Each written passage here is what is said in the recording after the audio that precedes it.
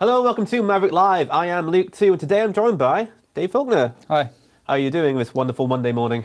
Yeah, good. All refreshed, ready to go. I'm glad you are. I've had my brain kind of is going after my body a lot of the time. Oh, okay. Because I put my drink in the fridge today, and after about 10 minutes, my brain was like, okay, now you need to put your drink in the fridge. So I was looking through my bag going, where's my drink? And I opened up the fridge and it was there. So what I'm doing is then happening. My brain's catching up later on. Yeah, the amount of times I've picked up the milk, put the kettle in the fridge, put the milk on the kettle, where the kettle goes, happens all the time. We've done it now. Yeah. So today we're talking about creating an online store. Now, I know this could be a bit of a, it's a very technical topic, but we're kind of going to be discussing more of the building of the design side, the simplicity of it. We're not going to go into our CS coding and all this. What I can help with is basically the visual aspects that you need to think about when you make an online store. Because it's very important, because what you need is to match what you are offering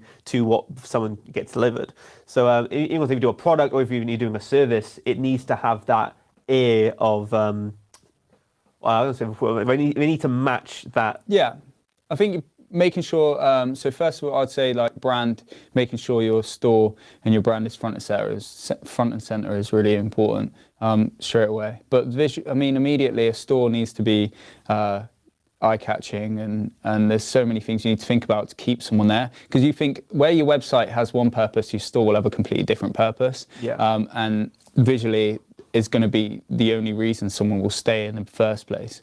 At the end of the day, that store is like the landing page. Right? That's like after all of your marketing efforts, after all of your design efforts, being on that page itself is like the main goal. Yeah. But after that, you also need to make sure that you can tell you're on the right page. You know, the person who's gone there has gone there, expecting a certain thing.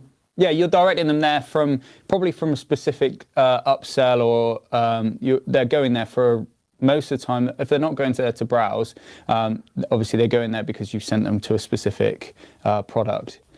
So if I just start by saying the first thing on an online store I'd sort of think about is just keeping it simple. You said to me earlier actually about keeping it simple and how important that can be. And I think first of all, if someone looks at it and it looks cluttered and scary to navigate, then immediately they're going to want to rush off. So I think, keeping it simple, number one. I think one of the points, one thing that really annoys me when it comes to online stores is not knowing how to buy something. Like, say I really want something, it's, you add it to your basket and then you go into the checkout and you check out that way. That way's fine for a degree, but when I'm trying to just purchase like one item, which is just off a simple site, I kind of just want an immediate buy option and then enter my details and then boom, I've got it. Yeah. Because a lot of the time it can be frustrating having multiple landing pages, because if you look at the marketing of an online store, it would be someone, say we're selling on social, I send someone a message saying, oh, hey, I've got this, great training course you can go on. It's completely great. Obviously, I've worded it better than that. But then they click on it and they're on a landing page that says, oh, this is the product. Great. You click on that landing page and then you're on the online store. You then don't want to be clicking another, 2 or 3 times in order to complete that purchase. Yeah, I think I've seen once that the main reason for people clicking off a store would be because the navigation of it is so. The navigation between each page can be really tricky, and there's too many drop downs, sometimes just keeping it into categories, keeping it very simple, best way to go. Yeah, when you're also writing a description, you need to make sure that everyone understands what the product or service is going to be used for, what we would need with it. And then you can kind of do the upsells, the add-ons, the extras if you want to, just to make sure they're getting everything out of what you're selling. The issue with talking about building an online store is because there's so many different types of stores you can create. Like you can create learning platforms where you sell for that way. You can create products. You can create big. You're not going to create next Amazon, but you can try. You can do it. Yeah. So there's mostly. Most people, if they're building a store, are using something like Shopify or Wix. Very rarely are people building them from scratch themselves. So the good thing with those tools is they basically will help you look at navigation tools and things that will improve it. So if you go for basic templates that they've already got, it will already counter in a lot of the facts about sort of the navigation and the simplicity and this looking at the stock imagery they use and replicating that. They're quite good nowadays at giving you a good sort of basis to work from. Yeah, you've got the templates and you've got the widgets that make widgets, the wedges, which make things move forward and make it easier for you. But a lot of the time, if you're not getting those purchases going through and you kind of don't know why people are landing up on your page, I would say having a lot of follow-ups, having a tracking way of showing when people have abandoned carts, that's a very good way of using your site.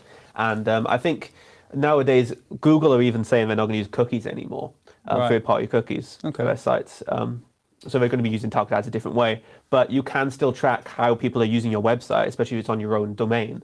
You can see when people have looked on something, why they would have clicked off it, why they would have abandoned a cart, those things like that. Yeah, data capture is going to be massive for that. If you can include a data capture sign up on your store, on your website, you'll know someone that's already interested then, and then you can use that for target ads afterwards. If someone clicks on a product, you can monitor that, so you can sort of you can build your own demographic from your own traffic, I guess. Yeah, if you've got a high ticket item on your store, you'll think that someone's going to have a conversation with someone about purchasing. Maybe they have a purchasing manager, maybe they need to talk to a finance team. So if they've looked at it and then they're like, oh, this is great, I need to talk to someone about it, left it for a while, maybe it was Friday, needed a cup of coffee, play some golf, exactly. They've walked away from their computer, then they forget about the product and then their computer turns off.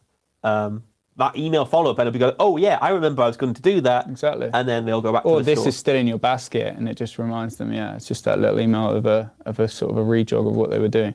Exactly.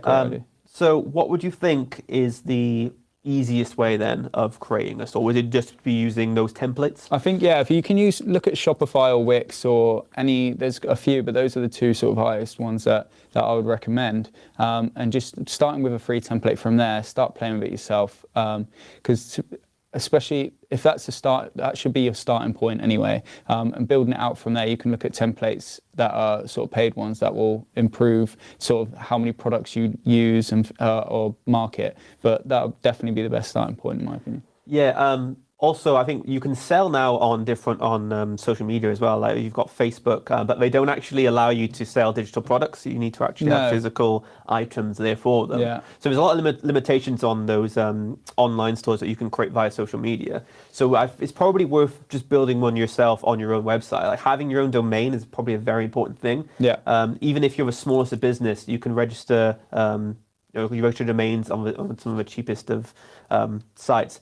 But I'd say it's worth having that shop front rather than having a social store somewhere. Yeah, definitely. Somewhere, it's much better for traffic, like we said earlier, much better for monitoring traffic, monitoring clicks, and the funnels for afterwards. So your upsells and sort of, like you said, going back to them with further emails and further marketing is you're going to get the best results from building your own sales page. Brilliant. Right. So I will stop breaking you with questions right now. If you are looking to build your online store, or build your online offering, or most importantly, get people to that online offering, don't forget to check out our free training. We've got a Mastering Digital Sales course. Of course, it's a free webinar tomorrow, which is a very great course. I recommend signing up for that one. And don't forget to subscribe to us on Maverrik. If you like our content, like and share so everyone can learn how to build their own online store. And we will see you on Wednesday for our next Maverrik Live. Thank you, Dave. Thank you. And thank you for watching.